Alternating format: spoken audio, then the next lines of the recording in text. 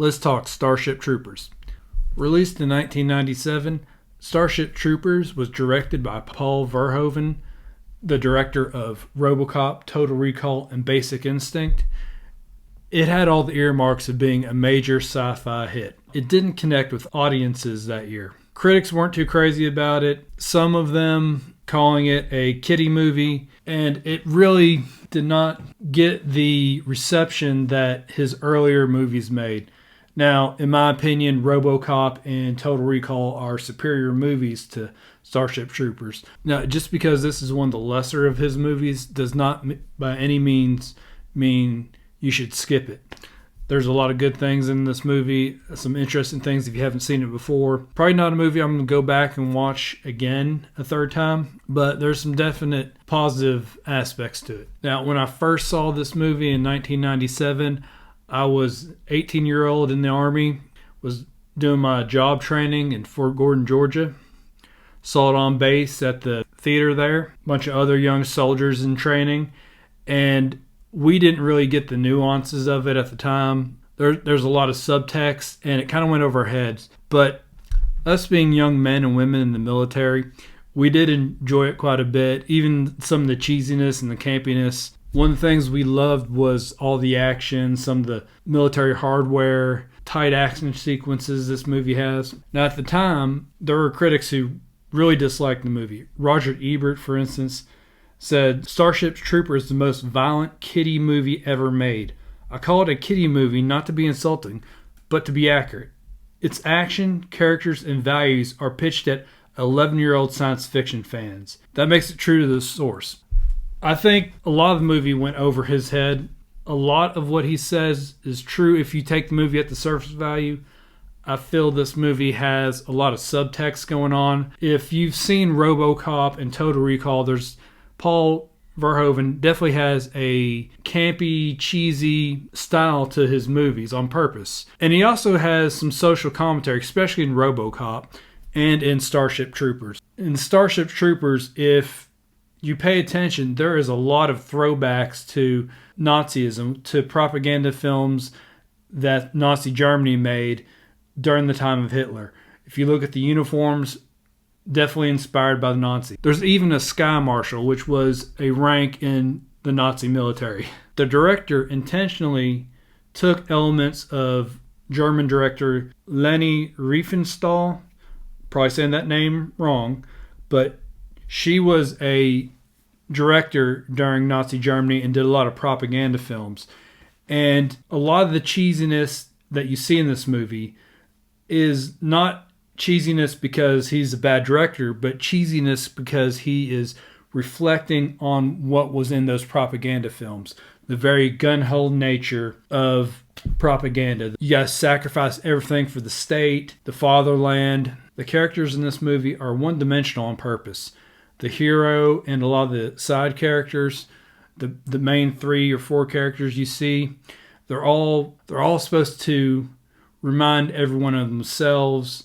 You know, they're brave, they're what people want to be, they're attractive, they're that Aryan look. The government in Starship Troopers is definitely fascist. You see a lot of characters arrogantly thinking that they're going to wipe the floor with the bugs. There's a lot of overconfidence in it, which really is fitting, and they take the government at its word. It's only mentioned in passing why the bugs might have attacked Earth, and it's immediately dismissed. And some say the bugs were provoked by the intrusion of humans into their natural habitat.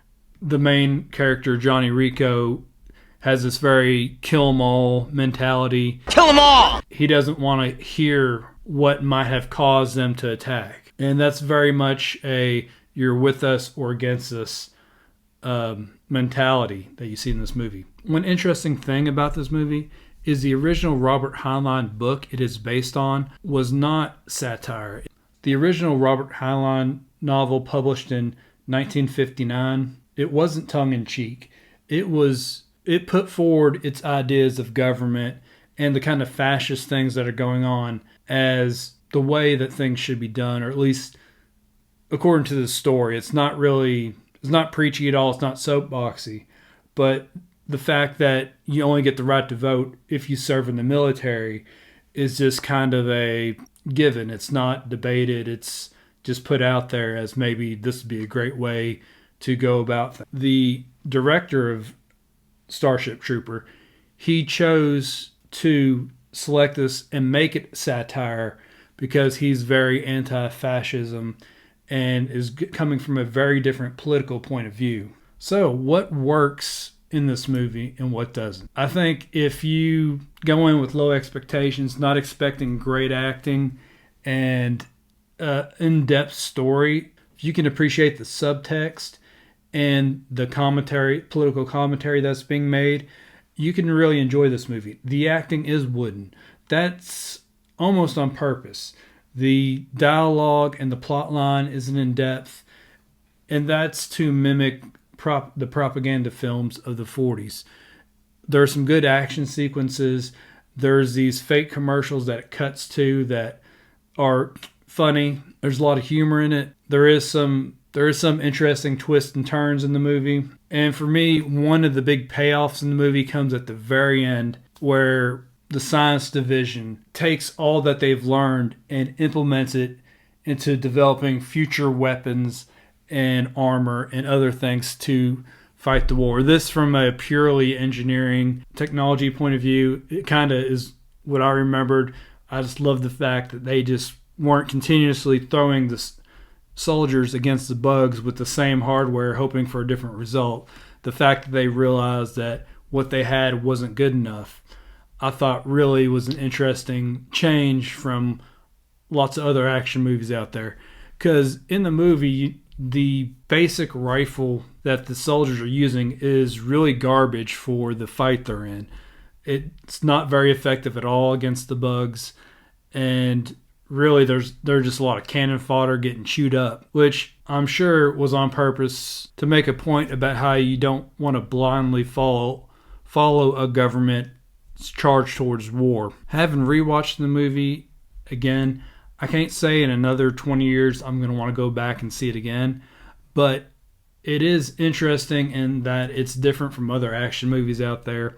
It's definitely got a different perspective, and it's worth giving a shot if you've never seen it, especially if you're a history buff and are interested in media and manipulation and some of the things that went down in Nazi Germany as far as convincing the public to blindly follow a leader. So, have you seen the movie? What do you think of it? Leave a comment below, subscribe, and smash that like button. Come back for more Are You Baking?